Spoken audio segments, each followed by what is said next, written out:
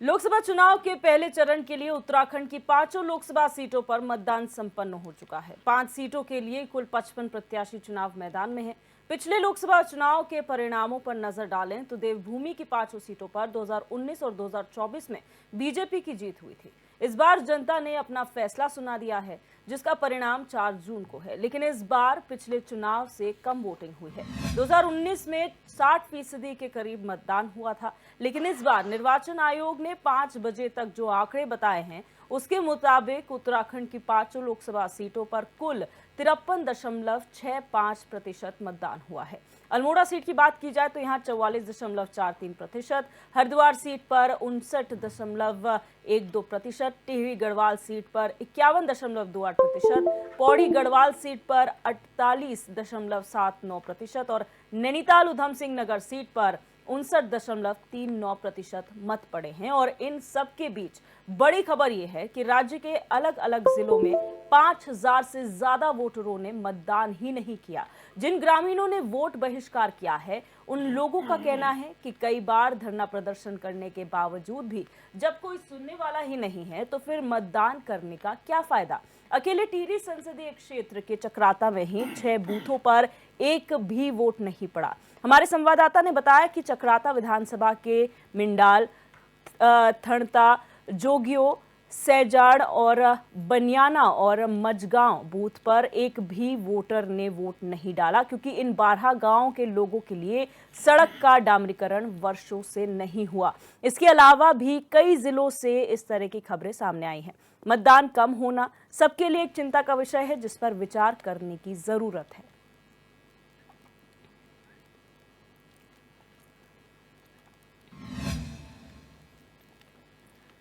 तो इसी पर चर्चा करेंगे। हमारे तमाम मेहमान हमारे साथ जुड़ गए हैं। हमारे साथ अमरिंदर बिष्ट जी हैं कांग्रेस से, आपका बहुत स्वागत है सर। हमारे साथ राजेश बिष्ट जी भाजपा के प्रवक्ता हैं, आपका बहुत स्वागत है। शांति प्रसाद भट्ट जी उपाध्यक्ष यूकेडी और प्रवक्ता भी हैं, बहुत स्वागत है सर। और हरीश मैखुरी साहब हैं वरिष्ठ पत्रकार, आपका भी बहुत स्वागत है सर। सबसे पहले चलते हैं राजेश बिष्ट जी आपके पास। जिस तरीके से वोट परसेंट को बढ़ाने की बात हुई थी, एक लक्ष्य रखा गया था कि 75% इसको ले जाया जाएगा, लेकिन जो आखिरी जो आंकड़ा आया वो 53.65 का आया है। अब ये थोड़ा बहुत बढ़ेगा तो 56-57 तक जाने की उम्मीद है। ये वोट प्रतिशत जो 2019 के मुकाबले घटा है, आपके लिए ये फायदेमंद है या नुकसान देगा?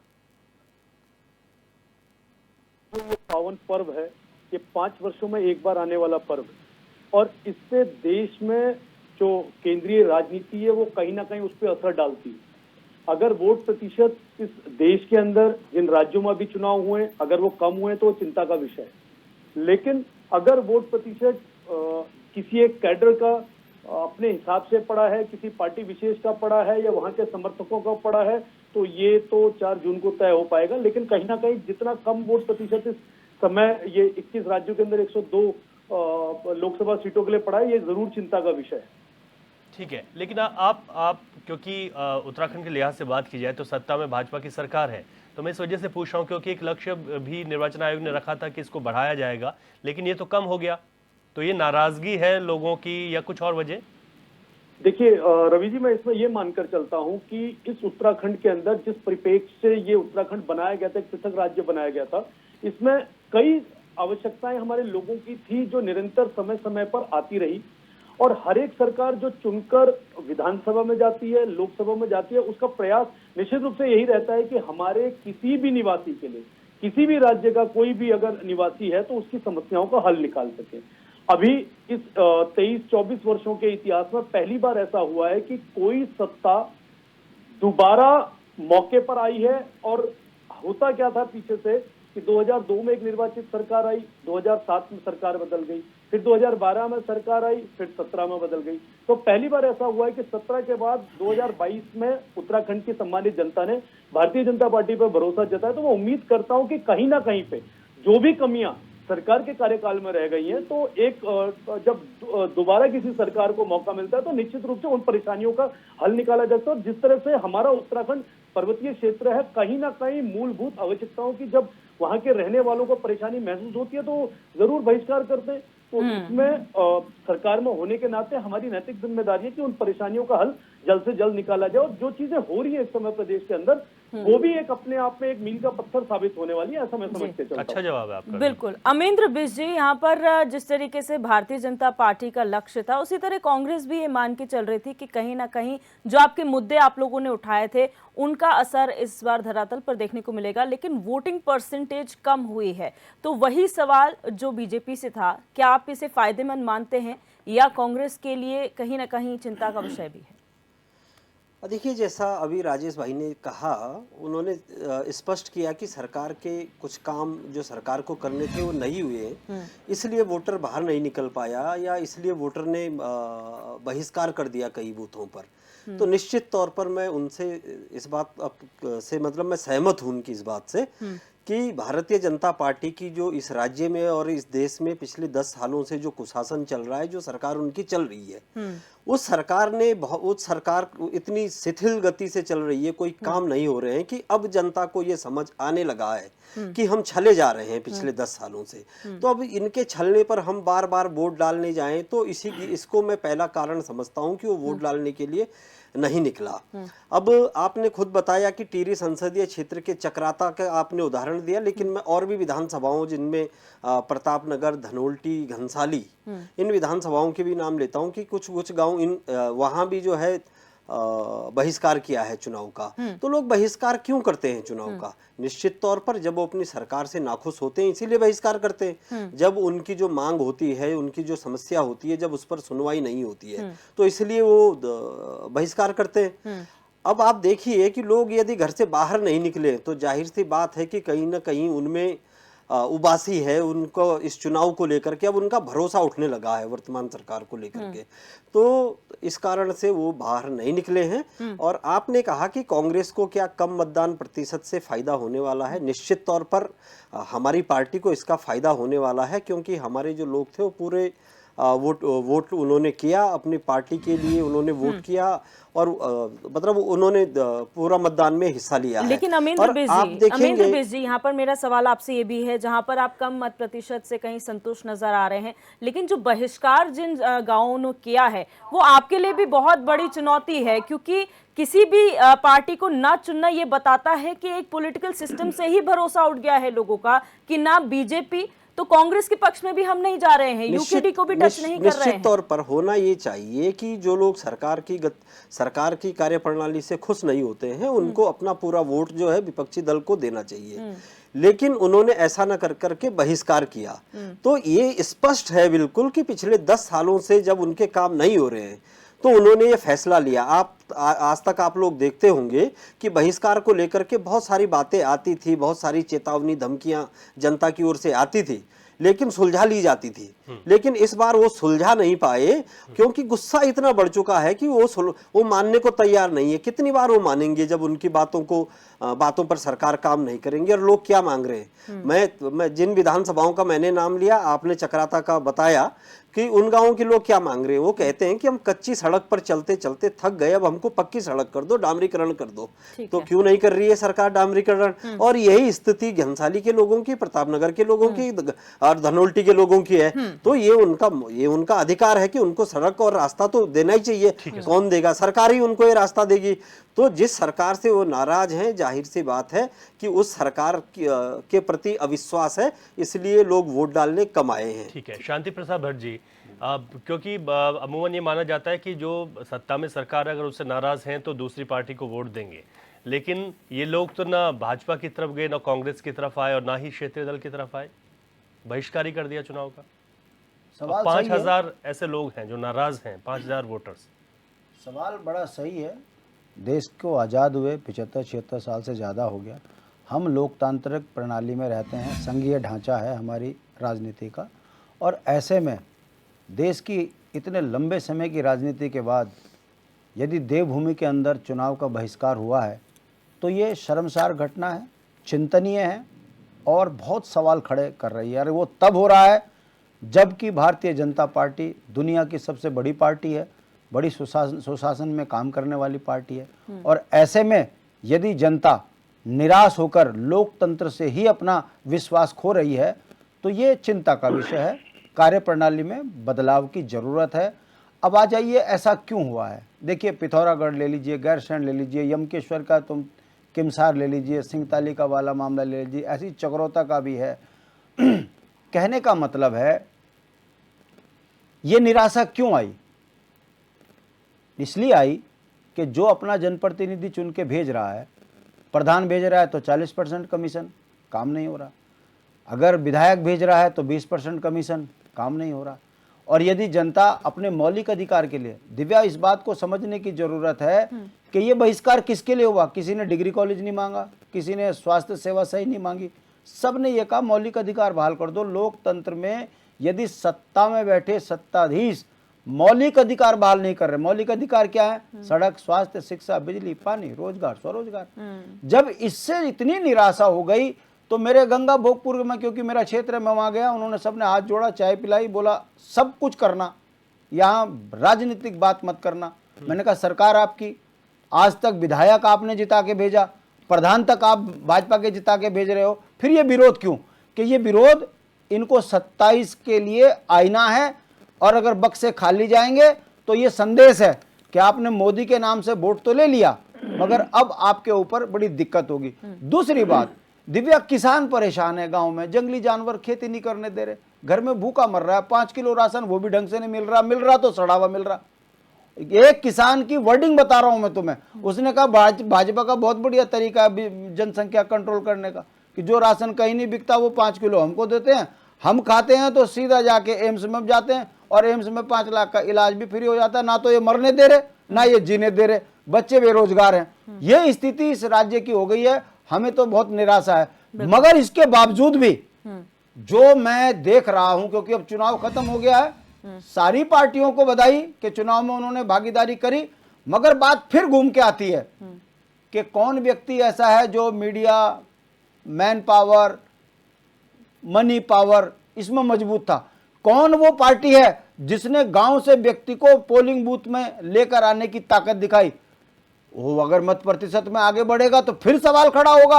आप बहिष्कार करो, आप धरना करो, प्रदर्शन करो, बेरोजगारी बोलो, जंगल से जल जंगल जमीन की बात करो, पलायन की बात करो, राजधानी की बात करो, भुखमरी की बात करो, इसका कोई मायने नहीं है। वर्तमान दौर में जो मैनेजमेंट में मजबूत है वो पार्टी आगे बढ़ती हुई दिख रही है। और अगर ये है तो मान के चलिए लोकतंत्र में कॉर्पोरेट कल्चर खड़ा हो गया है कि इस कॉर्पोरेट कल्चर में चपड़ासी से लेके सीईओ तक पैसे से मैनेज करो, दिहाड़ी के मजदूर बनाओ, और उसके बाद उसमें बड़े प्यार से जीत कराओ। और अगर ये है तो भारतीय जनता पार्टी हो या कांग्रेस हो या हम जैसे लोग हैं, हमारे लिए ये चिंता का विषय है कि यदि सत्ताधीश बैठी हुई पार्टी का मत प्रतिशत डाउन होता है, इसका मतलब जनता में निराशा है, हताशा है।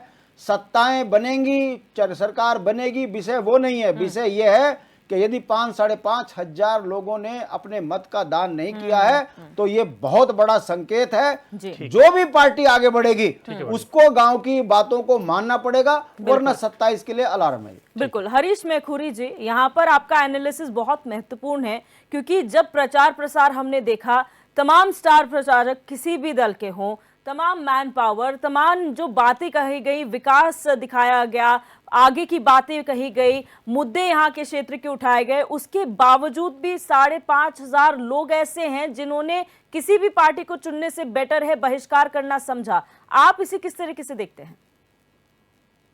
नहीं दिव्या जी, एक तो जो मतदान प्रतिशत कम हुआ है तो वो लोकसभा चुनाव में थोड़ा सा कम रहता ही है, क्योंकि इसमें जो है ना, जो प्रत्याशी होते हैं तो वो सीधे इतनी जगह नहीं जुड़ पाते हैं, इतनी जगह नहीं पहुंच पाते हैं। जो छोटे चुनाव होते हैं पंचायतों के या विंजन विधायकों के भी, तो वो थोड़ा सा प्रत्याशियों को सीधे अप्रोच कर देते हैं, तो इस कारण भीड़ थोड़ा ज्यादा रहती है। लोकसभा चुनाव में आमतौर पर वोट परसेंटेज थोड़ा सा कम ही रहता है। और एक जो बहिष्कार की बात है सड़क की मांग को लेकर के, तो प्रधानमंत्री सड़क योजना में तो जो सड़कें बनती हैं वो तो मानक फिक्स है पहले से ही केंद्र सरकार के। हम यही मांग कर रहे हैं कि उत्तराखंड और पर्वतीय राज्यों के लिए, हिमालय राज्यों के लिए जनसंख्या वाला मानक जो है शिथिल करके प्रत्येक हैमलेट तक, प्रत्येक गांव तक प्रधानमंत्री सड़क योजना में सड़कें पहुंचाई जाए, उत्तराखंड पे विशेष ध्यान केंद्र सरकार को देना चाहिए। क्योंकि उत्तराखंड राज्य सरकार के पास बजट मतलब उस हिसाब से कम है जिस हिसाब से राज्य की विकट परिस्थितियां हैं, विषम भौगोलिक परिस्थितियां हैं, उस हिसाब से राज्य का जो अर्निंग है वो कम है। हम लोग थोड़ा सा शराब और थोड़ा सा पर्यटन पर ही हमारी डिपेंडेंसी है, टैक्स कलेक्शन हमारा कम है, तो राज्य के पास सड़कों के लिए उतना ज्यादा बजट होता नहीं है, चाहे सरकार इसकी बैठे उस दल की बैठे, इससे फर्क पड़ने वाला नहीं। लेकिन केंद्र सरकार को हमारी सरकारें, राज्य सरकारें अप्रोच कर सकती हैं कि आप कम से कम उत्तराखंड के लिए, पहले तो पूरे हिमालयी राज्यों के लिए, नहीं तो उत्तराखंड के लिए मानक में शिथिलीकरण करें और प्रत्येक हेमलेट गांव को भी सड़कों से जोड़ें, ये आवश्यक है। तो इसीलिए लोगों ने संभवतः सड़क की मांग को लेकर जो विरोध जताया है वो इसी क्रम में है। लेकिन मैं एक चीज कह रहा हूं कि सड़क की मांग को लेकर विरोध जो है वो यदि राज्य सरकार के जब चुनाव हो, राज्यों के चुनाव हो, विधानसभा के चुनाव हो, उस समय करें तो उसका सीधा इम्पैक्ट भी आता, थोड़ा सा उसका संदेश भी ज्यादा बढ़िया जाता। लोकसभा में शायद वो मांग जो है उतनी ज्यादा मतलब उस स्तर पर वो उसका प्रकटीकरण ना हो और उसका प्रभाव ना हो। अच्छा हरीश जी, अच्छा सर मैं सोशल एक छोटा सा काउंटर क्वेश्चन सर, आपके चैनल ने भी उसको उठाया है उस मुद्दे को। मैखुरी जी, अगर आप मुझे सुन पा रहे हैं सर, एक काउंटर क्वेश्चन एक छोटा सा मैं आपसे पूछना चाहती हूँ इसे लेकर। आपने कहा कि अमूमन लोकसभा चुनाव में जो पोलिंग परसेंटेज है वो कम ही होता है। इस बार हम इसीलिए ये सवाल पूछ रहे हैं सर क्योंकि इस बार जो है कुछ स्पेशल किया गया। इस बार जो है वो खुद एक चेहरे पर यानी प्रधानमंत्री खुद यहाँ पर आते हैं, पूरा केंद्र नेतृत्व यहाँ पर आता है और कोई भी लेवल नहीं छोड़ा जाता। आपने पन्ना प्रमुख तक बना दिए, आपने ऐसे कैंपेनिंग्स किए जिसमें आप हर मतदाता को टारगेट करेंगे, उनको जागरूक करेंगे। उसके बावजूद भी ये सेगमेंट्स कैसे छूट गए? क्योंकि यहाँ पर तो प्रत्याशियों के नाम पे वोट मांगा ही नहीं जा रहा था, यहाँ तो सिर्फ एक चेहरे पे मांगा जा रहा था, प्रत्याशी तो साथ में बस अकोमोडेट किए गए थे।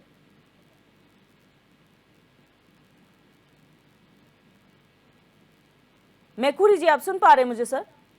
जी जी मैं सुन रहा हूँ जी, मेरे सवाल निश्चित रूप से जिस तरह से केंद्र की जो स्कीमें हैं, चाहे वो हम लोग शौचालय की स्कीम है, वो शौचालय हमारे लिए बहुत मतलब बड़े लोगों के लिए बहुत छोटा काम हो सकता है, लेकिन गरीब के लिए बड़ी मतलब उसके लिए एक उपलब्धि है। वो राशन भी हम लोग बड़ी उपेक्षा से कह रहे हैं 5 किलो क्या होता है, 80 करोड़ लोगों को 5 किलो से गुणा करो तो कितना ज्यादा वॉल्यूम में हो जाता है। एक नेशनल वॉल्यूम पे जो किसान उगा रहा है उसको भी केंद्र सरकार से पैसा मिलता, नहीं तो गोदामों में सड़ता रहता और बाद में शराब लॉबी उसमें पानी डाल के वो बियर बनाने के लिए राशन जाती थी पहले। तो अब कम से कम अगर गरीबों को मिल रहा है तो ये मतलब आलोचना का विषय ये नहीं होना चाहिए, बल्कि थोड़ा सा और राशन और बढ़ाया जाए और गरीबों को और ज्यादा आच्छादित किया जाए। 80 करोड़ के बजाय 90 करोड़ को भी दें। ठीक है, मेरा सवाल कुछ और था। सक्षम है अब जो है अब वो स्थिति नहीं रही कि हम अमेरिका से राजेश बिष्ट जी से एक सवाल।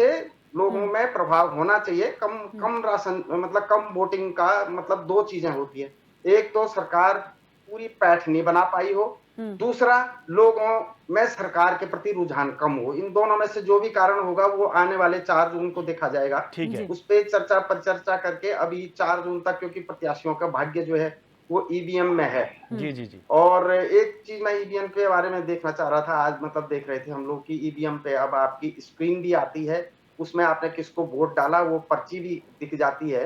तो ये सुविधा हो गई है। तो इससे जो लोग ईवीएम का रोना धोना कर रहे थे, चुनाव आयोग ने उनको भी दर्पण दिखाने का काम किया है। ठीक है सर। तो निश्चित रूप से ईवीएम की विश्वसनीयता अगर बढ़ती है तो उससे 2 लाभ होंगे। एक तो हमारा जो पर्यावरण पे तमाम वोट बैलेट पेपर से पेड़ काटने पे जो खर्चा बढ़ता है, ट्रांसपोर्टेशन पे जो खर्चा बढ़ता है, वो कम आएगा और पेड़ नहीं कटेंगे, पर्यावरण की सुरक्षा होगी। दूसरा, मतदान जल्दी गिनती उनकी हो जाएगी, तो कोई मुझे खराबी नहीं लगी। ठीक है, राजेश बिष्ट जी से राजेश बिष्ट जी भाजपा के प्रवक्ता हमारे साथ हैं। सर, मैं टिहरी सीट पर देख रहा हूँ कि 51% यहाँ पर मतदान हुआ।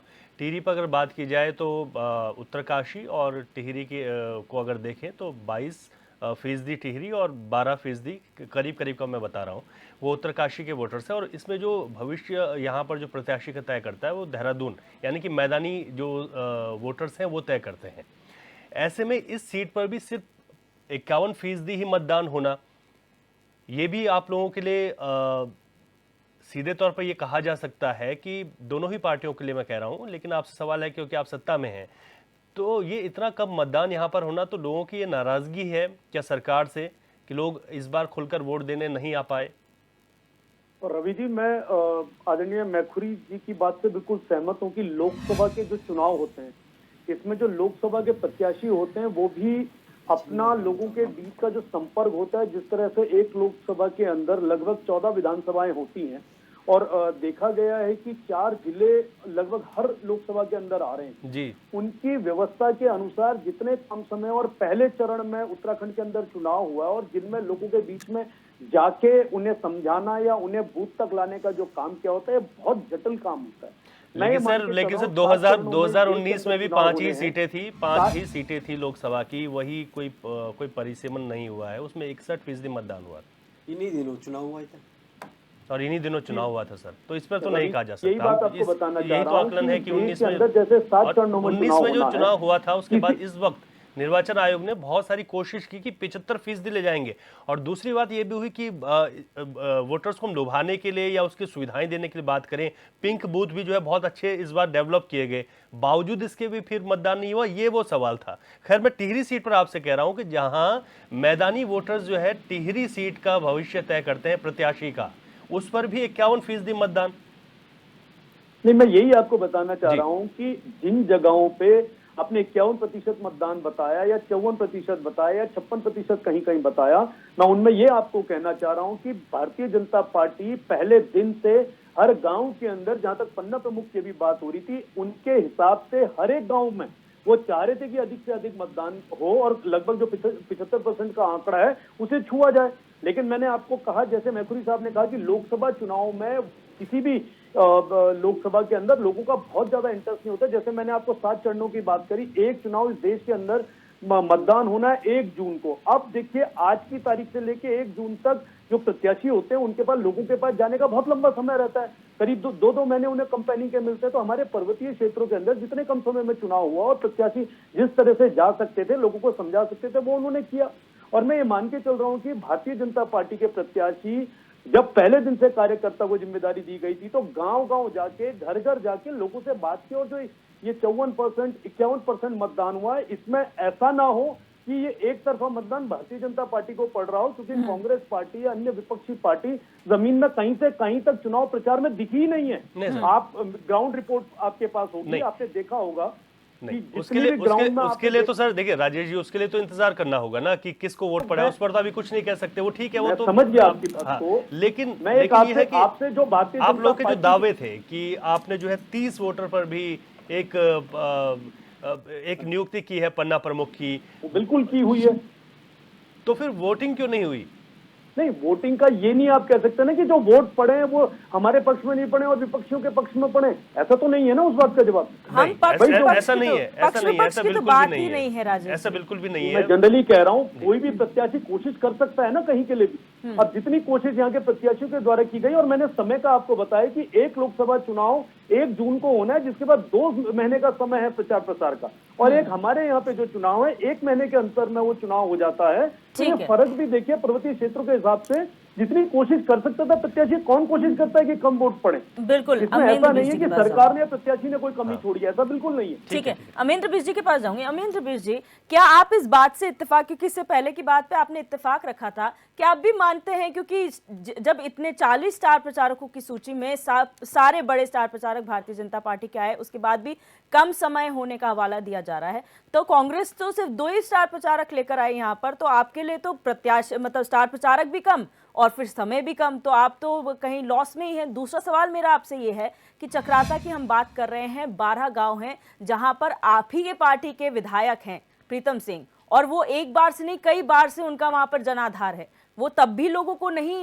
मना पाए वहां पर कि आप वोट दीजिए, और लोग बहिष्कार पर उतर आए, 12 गांव के लोग, जिसमें 3000 वोटर्स हैं।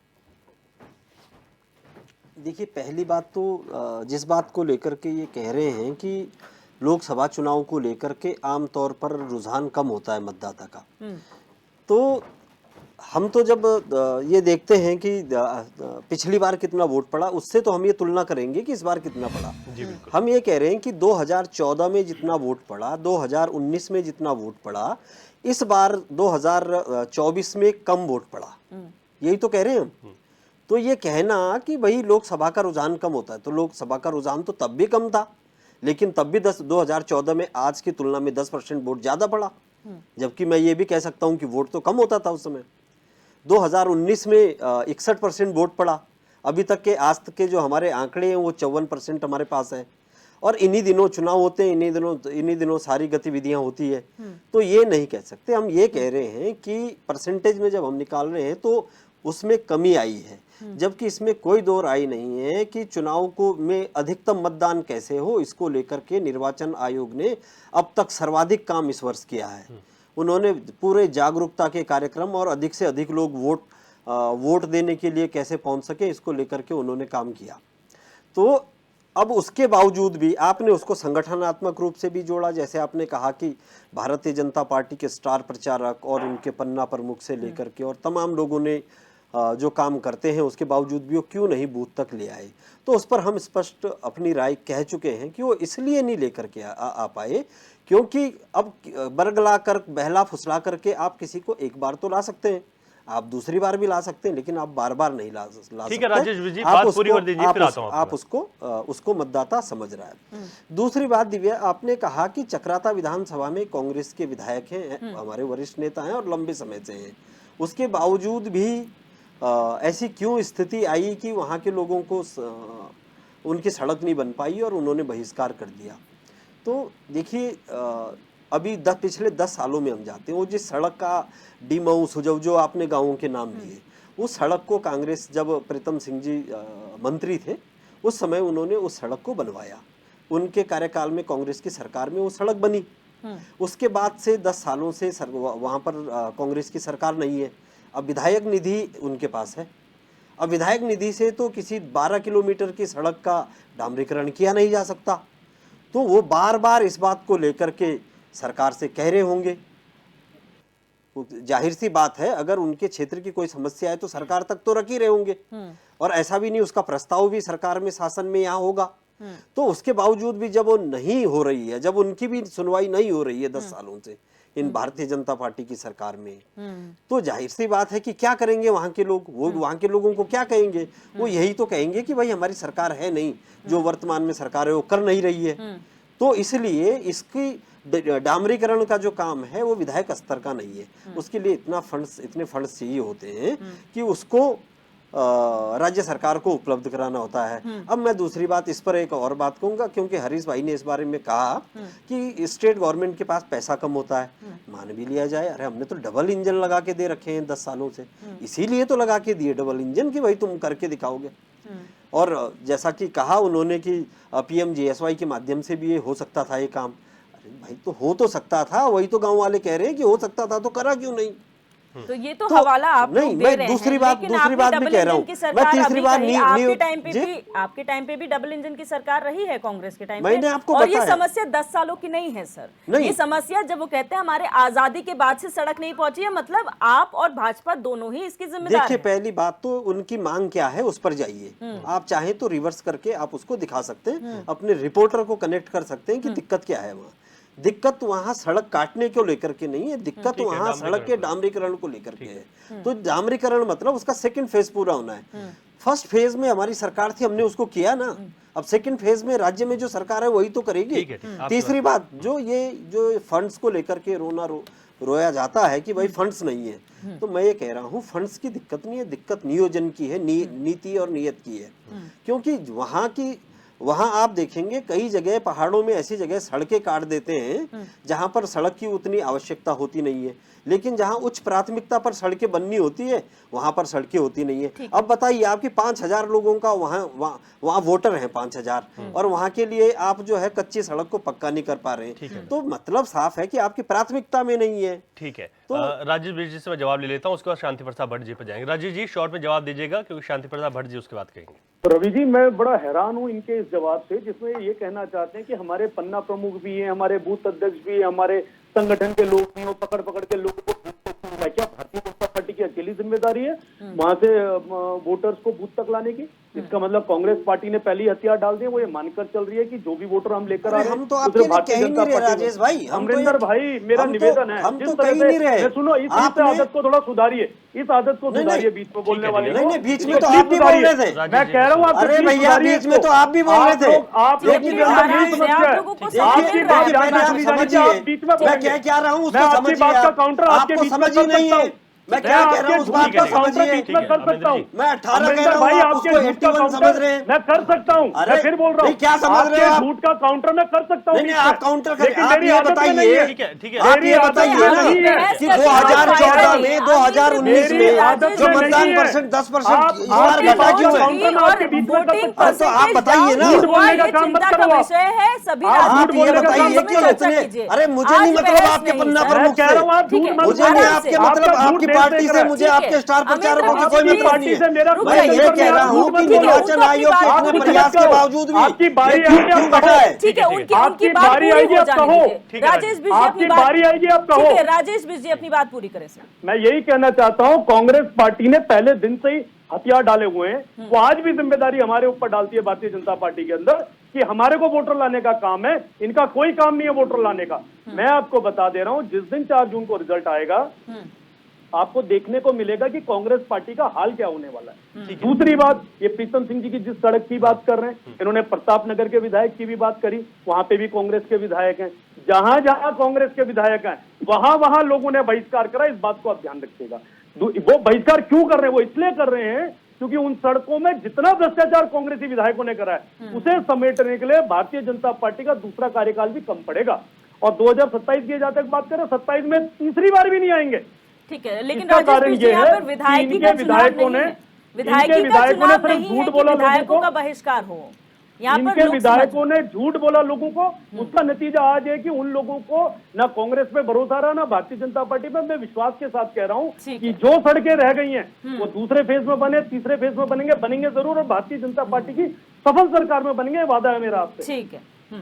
ठीक है, शांति प्रताप भट्ट जी। देखिए केंद्र जी, इस बात को समझने की ज़रूरत है। अगर मत प्रतिशत कम हुआ है तो जिला इकाई, जो जिला प्रशासन है, उसका फेलियर है। निर्वाचन के तमाम उन अधिकारियों का फेलियर है। निश्चित जब है, आप बड़ी संपन्न हैं, मैं बात बोल रहा हूँ, सुनिए। जब सरकार 80 साल के बुजुर्ग व्यक्ति के लिए गांव में जाकर पोलिंग बूथ लगाकर वोट लाती है, तो संदेश ये दिया जाता है कि किसी का भी वोट छूटे नहीं। फिर ऐसे में कर्मचारियों का वोट का सही समय पर ना पड़ना, गांव में लोगों का बहिष्कार करना, ये क्या बताता है कि इन 5 सालों में तमाम इकाइयों ने, जनप्रतिनिधि हों, चाहे सामाजिक कार्यकर्ता हों या ग्रामीण व्यक्ति हो, जिन्होंने जब जब अपने विकास के लिए आंदोलन किए, उसकी अनदेखी हुई। और अगर अनदेखी हुई तो फिर जिलाधिकारी सरकार का एक अंग होता है जो सरकार को सारी सूचनाएं देता है जनपद से संबंधित। यदि जिलाधिकारी ने उस पर ध्यान नहीं, संज्ञान नहीं लिया, सही ज्ञापन का सही तरीके से संज्ञान नहीं लेने दिया, या वो विधायक जिसका काम है कि गांव का व्यक्ति यदि अपने विकास के लिए कुछ बोल रहा है तो वो सदन तक लेकर आए और वहां वित्त स्वीकृति कराकर उस काम को करे, यदि ये मशीनरी फेलियर है तो इसमें तो पूरे लोकतंत्रीय प्रणाली पर सवाल खड़ा हो रहा है। हम यही तो बात कह रहे हैं। और अभी बात निकल कर आई है, अभी हमारे कांग्रेस के मित्र ने कहा कि हमारी सरकार नहीं है तो हम सड़क कहां से दें। इसका मतलब लोकतंत्र में जो जीत के जाएगा उसी की चलेगी, तो जो विपक्ष का होगा, हमारे जैसा आदमी तो कभी सरकार में था ही नहीं, तो इसका मतलब हम जो बोलेंगे हमारी कोई सुनवाई नहीं होगी। कहने का मतलब है, यही पता चलता है कि हम संघीय ढांचे में लोकतांत्रिक प्रणाली की बात तो कर रहे हैं, मगर हालात इतने खराब हो गए हैं कि लोगों ने गुटिया राजनीति में जनता को दूर छोड़ दिया है। यही कारण है कि लोकतंत्र के में बहिष्कार जो है अब एक बहुत बड़ा प्रश्न चिन्ह खड़ा कर रहा है। अब आ जाइए सरकारों की कार्यप्रणाली पर। भाई, भारतीय जनता पार्टी में दिव्या, एक सवाल मन में आता है, काल्पनिक बात कह रहा हूं, अगर भारत के प्रधानमंत्री जी वाराणसी से चुनाव हार गए तो क्या भारतीय जनता पार्टी के सभी सांसद इस्तीफा दे देंगे कि हमने तो मोदी जी के नाम से वोट मांगा था, हमें तो अब नहीं रह नहीं सकते, हम तो कुछ कर ही नहीं पाते? क्या ऐसा होगा? मेरा यह कहना है कि संघीय ढांचे में, संसद में तय होता है कौन प्रधानमंत्री बनेगा, मगर यह कैसा माहौल बनाया जा रहा है कि मोदी जी को अजय भट्ट जी बोल रहे हैं मेरी राजनीतिक जो नालायकी की सजा मोदी को मत देना, यही राजा रानी भी कह रही है कि मेरी अनदेखी से मोदी को सजा मत देना। इसका मतलब क्या है? यानी कि मोदी जी के नाम से वोट पड़ गया तो फिर यही तो होगा कि चुनाव बहिष्कार, उपेक्षा, विकास से दूर। अब उत्तराखंड में पलायन रुका, चुप।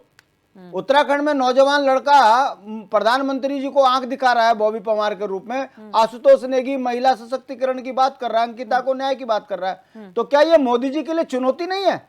मोदी जी का एक शब्द ना बोलना महिला सशक्तिकरण में, और आप यहां पर आकर जिस तरीके की बात कर रहे हो, बताइए उत्तराखंड में यूसीसी कोई मतलब था? उत्तराखंड के बुनियादी सवालों पर किसी राष्ट्रीय नेता ने एक शब्द नहीं कहा, और उसका परिणाम यह है कि गांव के लोग अब बहिष्कार पे उतर आए। शांति जी, एक छोटा सा काउंटर क्वेश्चन आपसे है। यहाँ पर तमाम बातें हो रही हैं, बहिष्कार तक की बातें हो रही हैं। विपक्ष ने जो सबसे प्रमुख मुद्दा उठाया और जिन नेताओं का भी आपने नाम लिया है जो निर्दलीय लड़ रहे हैं या यूकेडी से लड़ रहे हैं, वो युवा चेहरे हैं। उम्मीदें की जा रही थी बेरोजगारी जैसे मुद्दे पर एटलीस्ट युवा बढ़ चढ़कर आगे आएंगे और अपने मताधिकार का प्रयोग करेंगे, लेकिन ये देखा गया कि जो सीनियर सिटीजन हैं या महिलाएं हैं वो उनकी संख्या ज्यादा थी, लेकिन युवा इस बार आगे नहीं आए। वजह क्या है? बहुत बेहतरीन सवाल किया है दिव्या। इसी दर्द से तो उत्तराखंड पिछड़ रहा है। 25 साल तक माँ बाप की छाती पे बैठकर बच्चा शिक्षा लेता है और 25 के बाद अपने माँ बाप को कंधे का सहारा बनता है और इसीलिए दिल्ली बम्बई में चला जाता है। और जो एक बार दिल्ली बम्बई चला गया तो उसको छुट्टी मिलती है नहीं मिलती है, इस व्यवस्था के कारण युवा वोट से दूर हो जाता है। ये उत्तराखंड का दर्द मैं आपको बता रहा हूँ। और ये जो वोट पड़ रहे हैं ना गाँव में, इसको उस तरीके से समझिए कि विद्वान बच्चे को परीक्षा में बैठने ना दो और मूर्खों को नकल मार के पास करा दो। उसके बाद फिर कैसा विकास होता है कि पुल बनता है तो नीचे गिरता है, विकास के नाम पे भ्रष्टाचार होता है। जनता देख भी रही है, समझ भी रही है। अब आपने जो सवाल किया है कि बुजुर्ग आज भी जो है राष्ट्रीय पार्टियों की तरफ खड़े हैं, तो इन 24 वर्षों में उपेक्षित भी उन्हीं के कारण उत्तराखंड हुआ है। राज्य कर्ज की गर्त में डूब गया, 1 लाख करोड़ का कर्जा हो गया। 1 रुपए का विकास की योजना जन धरातल पर सही तरीके से नहीं उतर रही है। केंद्र की योजनाओं पे भ्रष्टाचार के आरोप, राज्य की योजनाओं में तो सारा ही भ्रष्टाचार है। उत्तराखंड में किसी एक विषय पर, दिव्या मैं चुनौती के साथ कह रहा हूं, किसी एक विषय पर जो राज्य आंदोलन के दौर में कहा करते थे हम कि हमारा राज्य होगा तो हमारा विकास होगा, एक पे भी यदि काम हुआ हो, मैं हाथ जोड़ के माफी मांग लूं। अरे भाई 24 साल से रो ही रहे हैं कि हमारी अनदेखी हो रही, परिसंपत्तियों का हमें अधिकार नहीं है, रोजगार दे दो, पलायन रोक दो, राजधानी तय कर दो, उत्तराखंड में मूल निवास दे दो, भूखानंद दो।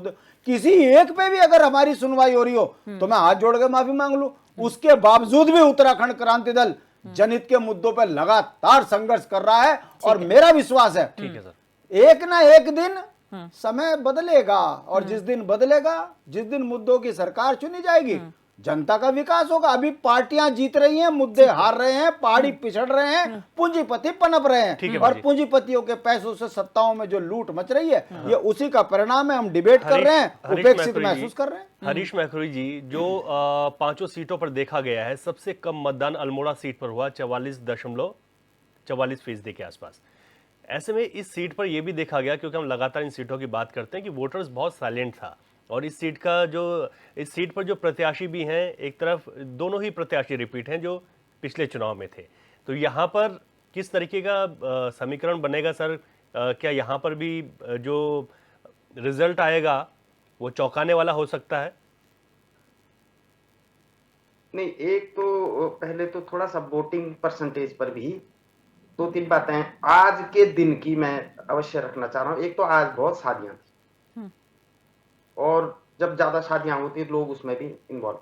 दूसरा, कल शनिवार है, परसों इतवार है, आज पोलिंग की छुट्टी थी, तो कुछ लोगों ने जो है छुट्टी ही मार ली वोट देने से, घूमने चले गए। और तीसरा जो है, जो लोकसभा चुनाव है, आज शुक्रवार भी था, इसलिए थोड़ा सा मुसलमानों में भी वोटिंग परसेंटेज कम देखा गया। महिलाएं जो आती थी पहले वो कम आई। और तीसरा, जो हमारे शांति भाई ने कहा कि निश्चित रूप से जो बंबई, कलकत्ता, दिल्ली वगैरह से लोग आते हैं वोट देने, पहाड़ के गांव तो खाली हो गए हैं, सड़क के लिए, शिक्षा के लिए, रोजगार के लिए, स्वास्थ्य के लिए, 4 कारणों से खाली हुए। तो वो जो स्थानीय चुनाव होते हैं उसमें तो किसी का रिश्तेदार होता है, किसी ने फोन कर दिया, किसी ने पैसे भेज दिया, तब भी आते हैं। वो सब कोई छुपी हुई बात नहीं है, वो मुझे मीडिया में कहने में कोई हर्ज भी नहीं है। लोकसभा चुनाव में इतना पेन कौन लेगा, तो इसलिए भी कम हुआ है। तो 3-4 कारण है। तो इसका ये जिम्मेवारी नहीं है कि इस सरकार पे दायित्व जाता है या विपक्ष पे जाता है, सभी ठीक है। पार्टियों को इसका प्रभाव भुगतना पड़ेगा, भुगत रहे हैं। ठीक है सर। कम पोलिंग और जब होता है तो सभी हाँ, पार्टियों को कम वोट मिलेगा। ठीक है, 5 सीटों तो पर अल्मोड़ा में सबसे कम निश्चित रूप से मतदान। ये चिंतन का विषय सभी दलों का है, कोई ये नहीं कि जो सत्ता में बैठा हुआ उसी का है या जो विपक्ष में बैठा हुआ उसी का है। विपक्ष ले आता है अपने वोटर्स को खींच के, तो क्यों नहीं लाए? तो सवाल यही है कि ये जो 4-5 कारण हैं, एक तो लोकसभा के लिए थोड़ा सा वैसे ही लोगों का मतलब परसेंटेज पहले से कम रहा है, ग्राम सभा में सबसे ज्यादा रहता है, विधानसभा में थोड़ा उससे कम रहता है, लोकसभा में कम ही रहता है। ठीक है। पिछली बार से इस समय मैंने बताया नहीं, 4-5 कारण रहे कि एक तो आज शादियां ज्यादा हैं। मैखुरी जी, एक छोटा सा अपडेट है सर। आज सुबह से हमने ऐसी कई तस्वीरें देखी हैं रवि जी, हम लोगों ने दिखाई हैं, जिसमें दूल्हा दुल्हन या तो शादी करने जा रहे हैं, उससे पहले मताधिकार का इस्तेमाल किया, या बारात लौट गई है तब मताधिकार का मैं वही तो प्रयोग कह रहा हूँ, कुछ दुल्हनों ने वोट भी डाला है, लेकिन बहुत सारे रिश्तेदार तो दूसरे गांव बारात लेके गए होंगे, वो कहां से डालेंगे वोट? निश्चित तौर पर कुछ फर्क पड़ा तो होगा। इस तरह ठीक है की सर, चीजें आपकी बात। आई हैं, मैं वही तो कह रहा हूँ। और दूसरा ये है भाई, निश्चित रूप से पहाड़ के लिए आप सड़कों का जाल अवश्य बिछाइए, चाहे किसी योजना में बिछाइए, चाहे कुछ करना पड़े, सारे पक्ष विपक्ष मिलके सड़कों का जाल पहाड़ में बिछे, तो लोग वोटी के दिन सही, शादी के लिए ही सही, गर्मियों की छुट्टियों में ही सही अपने पहाड़ आना जाना रहे, अपना कल्चर भूले नहीं तो भविष्य में ये और संकट आने वाला है। ठीक है सर, मैं राजेश दूसरा, बिष्ट जी जंगली पर जा रहा जानवरों हूँ। से सुरक्षा के राजेश बिष्ट जी पर जा रहा हूँ, भाजपा के प्रवक्ता हमारे साथ बने हुए हैं। मैखुरी जी, मैं राजेश, जो हमारे 4 धाम यात्रा है, पहले तो बेचारी 6 महीने की यात्रा चलती है, उसी 6 महीने में लोगों ने साल भर की कमाई करनी है, उस पे इंफ्रास्ट्रक्चर होटलों के लिए हमारे युवाओं को थोड़ा सा और ज्यादा लोन की स्कीमें करो, बिना गारंटी वाली लोन दो उनको, निश्चित रूप से भविष्य में वो बच्चे हमारे सफल होंगे। ठीक है सर। राजेश बिष्ट जी, आप लोगों ने 5 सीटों पर 5 लाख से अधिक अंतर से जीतने का लक्ष्य रखा था। अब वोटिंग परसेंटेज कम है, तो ये लक्ष्य पूरा हो रहा है आपका?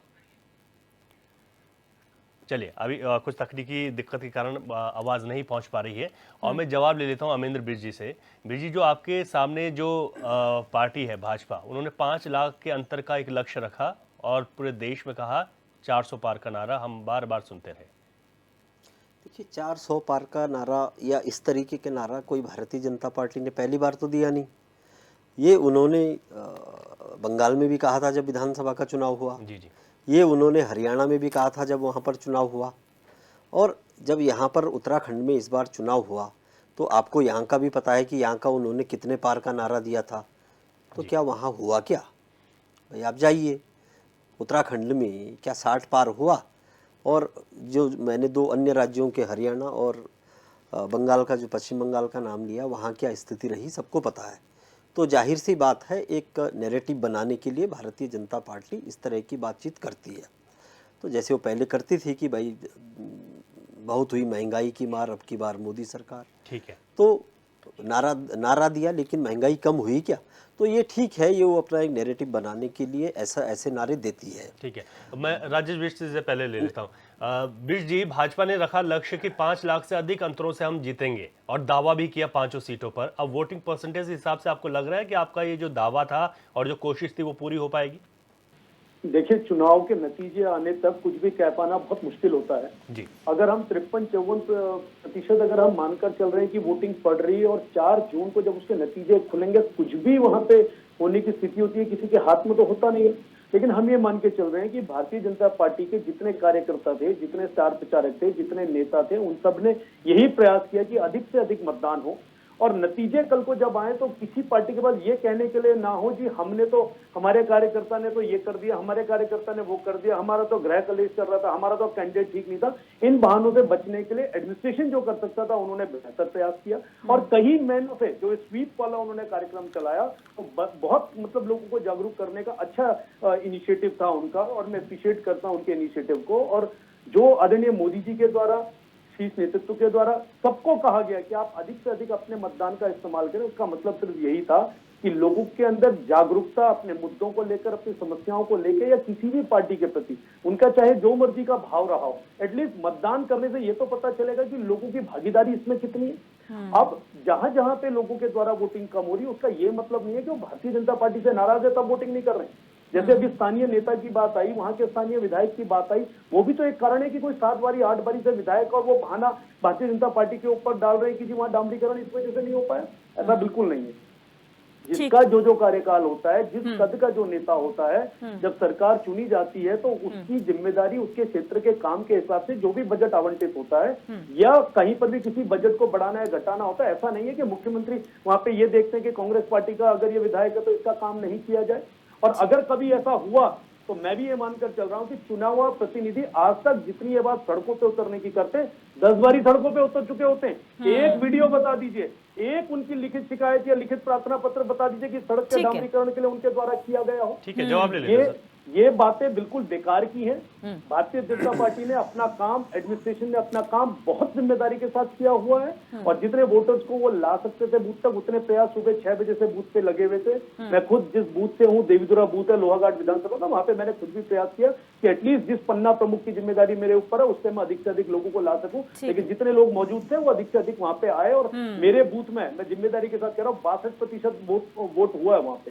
तो ऐसी कोई वो बात नहीं हो रही है। जो फैक्ट है वो मैंने आपको बताया, 770 में से करीब 490 वोट मेरे इधर पड़े हैं। तो मैं मान के चल रहा हूँ कि बूथ के हिसाब से जो बूथ नेताओं के भरोसे थे या वहां के कार्यकर्ताओं के भरोसे थे, जो ला सकते थे लोगों को, उन्होंने अपना प्रयास 100% किया हुआ है। तो एक कुछ भी बात बोल देना आज मीडिया में बैठ के कि इस मामला था, ये मामला था, ये मामला था, उन मामलों की अगर सच्चाई होती तो आज इनकी लोकप्रियता अधिक होती, इनकी सरकार बन रही होती, इनके विधायक चुने जाते, इनके नेता चुने जाते, इनकी पार्टियों की और इनकी पार्टी की विचारधारा को छोड़कर भारतीय जनता पार्टी में इतना जो सैलाब आया है इनके नेताओं का, इनके विधायकों का, इनका सांसदों का, वो नहीं आ रहा होता। तो ये सब बिल्कुल बेकार की बात है। जनाधार भारतीय जनता पार्टी के साथ है। निश्चित रूप से 4 जून को जब सरकार बनेगी, 500 यहाँ से सांसद भारतीय जनता पार्टी के जाएंगे। वोट प्रतिशत जो भी कम ज्यादा रहा हो, उम्मीद हम यही कर रहे हैं कि जो हमने जो टारगेट सेट किया था वो जरूर अचीव करेंगे। ठीक है, शांति प्रसाद भट्ट जी, यहाँ पर एक बात मैखुरी जी ने साफ तौर पर कही कि लोकसभा चुनाव है, इतना इंटरेस्ट बहुत लोग लेते नहीं हैं, और एक बात आप लोग कहते हैं कि क्षेत्रीय मुद्दे उतने हावी नहीं हैं, राष्ट्र के मुद्दे हावी हैं।